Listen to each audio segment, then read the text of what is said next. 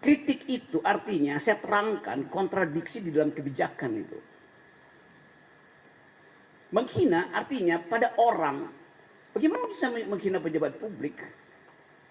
Kan tadi saya terangkan, martabat itu melekat pada manusia ansih, namanya human dignity itu. Anda punya martabat. Pejabat publik, nggak boleh kita berikan martabat individu itu pada pejabat publik. Kenapa? Pejabat publik itu diangkat berdasarkan kesepakatan sosial.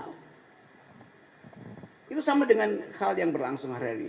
Pak Jokowi adalah bapak kita itu. Karena itu dia nggak boleh dihujat, dikritik, apalagi dihina. Itu menyamakan kedudukan publik, tubuh publik presiden dengan tubuh privatnya. Itu ada dalam sistem kerajaan. Itu yang saya maksud, wartawan mesti bisa bedakan dong. Soal sendiri. Bapakmu dan bapakku, bapak kita, dia bikin kesalahan, tetap kita maafkan. Seumur hidup dia tidak bisa diganti sebagai bapak. Presiden itu dipilih hanya 5 tahun. Itu dasarnya. Jadi sekali lagi, martabat itu melekat pada manusia, bukan pada jabatan. Itu fundamental di dalam organisasi pikiran yang sehat tentang demokrasi. Bisa nggak? Atau saya terangkan dulu hal yang lebih filosofisnya. Dulu raja itu disebut the king can do no wrong. Nggak mungkin salah raja itu. Tubuh publiknya menyatu dengan tubuh privatnya itu. Karena itu ada nama si raja itu.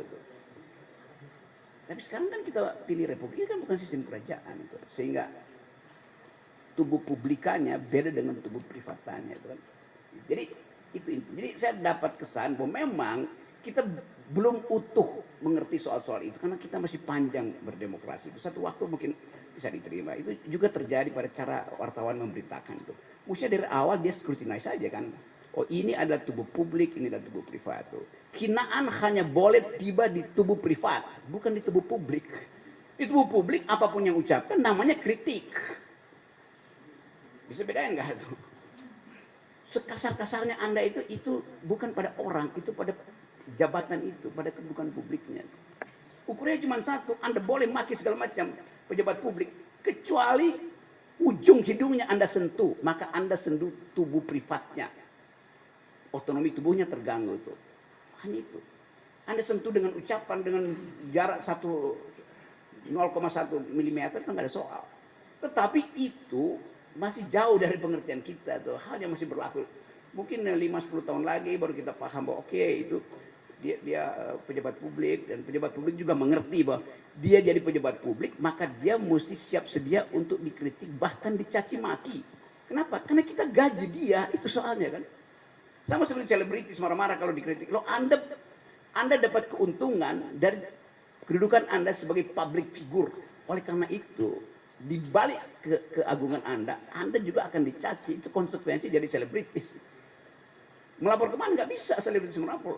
Udah itu dalilnya.